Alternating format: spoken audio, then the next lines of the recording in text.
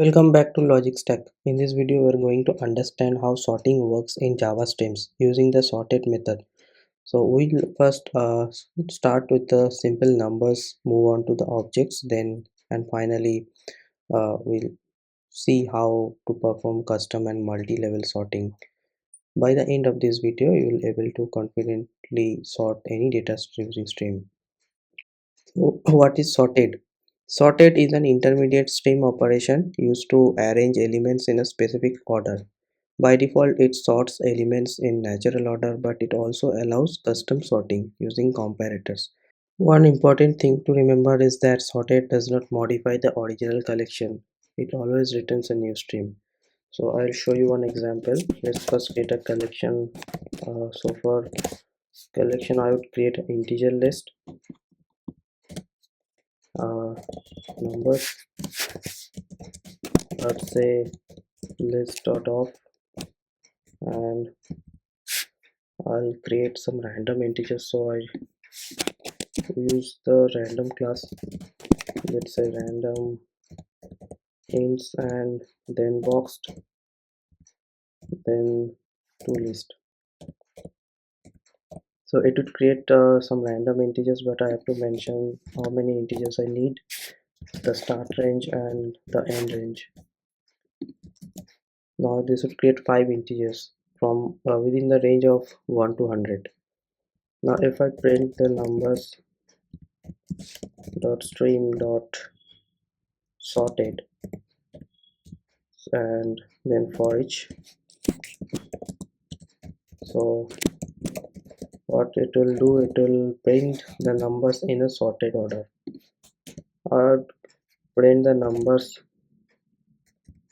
okay, or print the numbers before the sorting, so it will make it clear that sorted is performing.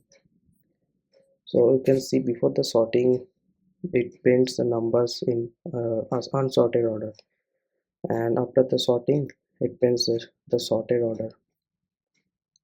So here we have a list of integers. Calling sorted without any argument sorts the elements in ascending order using natural ordering. This works for all classes that implements comparables such as integer, string, double, and if we want to perform the sorting in reverse order, that means the descending order, you can use the comparator dot reverse order. So let me just show you that example also. So I would again use the stream and then sorted, but this time I would pass one parameter, that is the comparator, and I would say comparator dot reverse order. So this would actually reverse the numbers present inside the list.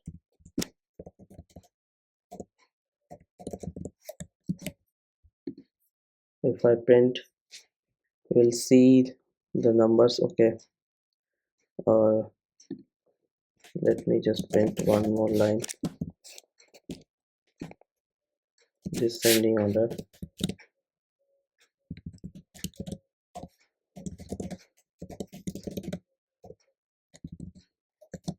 and I'd copy this line and print here also, so you can understand the ascending and descending.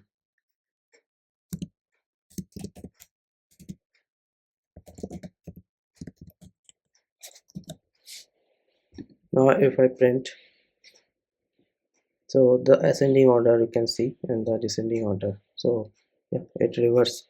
So this reverse the natural sorting logic and gives you the result in descending order. So this approach is simple and readable. Now let's say we have a custom sorting logic that becomes more interesting when dealing with custom object. In this example we have see how we can sort the numbers, but let's say we have some employees data and we want to sort based on the salaries to all the employees. So first what I will do, I will create an employee, employee 1,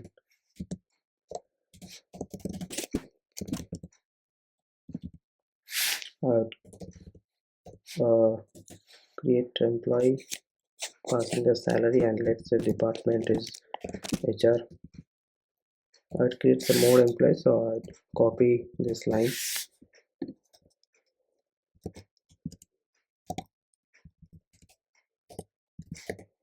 and I'll pass the salary, let's say 40,000, and this one is 80, this one is 60, this one let's say from admin, this one from let's say IT, and this one is finance. Now I'd create a list of employees,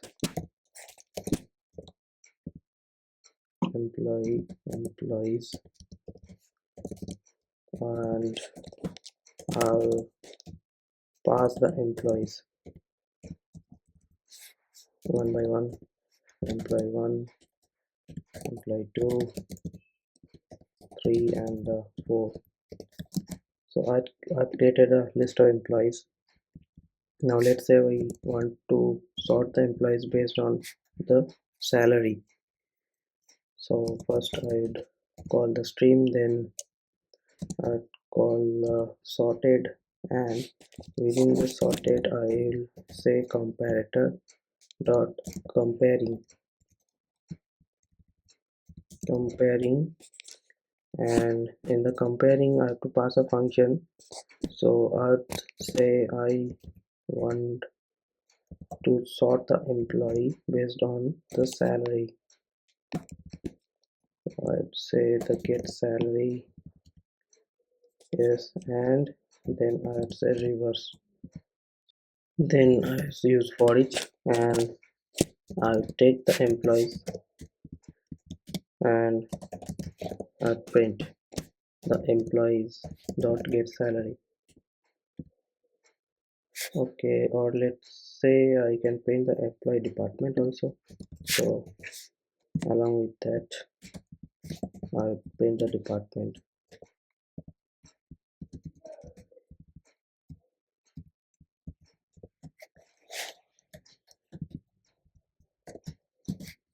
Now if I save and run it, we can see the highest salary, the employer who have a highest salary, this is printed first. To sort objects in descending order, we simply change the reverse method. This makes keeps the code clean and avoids writing complex comparator logic manually. Chaining makes streams code expressive and easy to maintain. So this is the most common pattern used in real world application. In this example, we can see the employees are sorted in the based on their salary. But let's say we want one more sorting logic. Uh, we want to sort the employees based on the department also. So for that, we have to pass the department. Then what I can do is we can call the then comparing, and inside the then comparing we have to pass the salary. Now this time I would not go for the reverse. I would just print in ascending order. So if I print this, we can see the admin is first printed, then finance, then HR, then IT. So it first comparing the department in ascending order, then it comparing the salary, and then it printed. So we have to remember the rules and constant, that there are few important rules to remember when using sorted. First, elements must either implement comparable or you must provide a comparator. Second is sorting is stateful comparison, meaning it may require buffering all elements before producing output. Because of this, sorting very large streams can impact performance. A common mistake is assuming sorted changes the original list. It does not. Another mistake is forgetting to provide a comparator when sorting custom logic, and also avoid sorting repeatedly inside loops and multiple stream pipelines unless absolutely necessary. There are some performance consideration we have to keep in mind that sorting is an expensive operation compared to filtering and mapping. Always try to filter the data first, then sort the reduced dataset. So this improves performance and keeps your code efficient. So let's summarize what we have learned. Sorted arranges stream elements in a specific order and it supports natural ordering, reverse ordering, and custom comparators. For example, objects use comparator that comparing and then comparing. And remember, always consider performance when sorting large dataset. So that's all for this video. In the next video, we'll look at limit, skip, and distinct, which help control how much data flows through your stream pipeline. If this video helped you, like, share, and subscribe to Logic Stack. Thanks for watching. I will see you in the next video.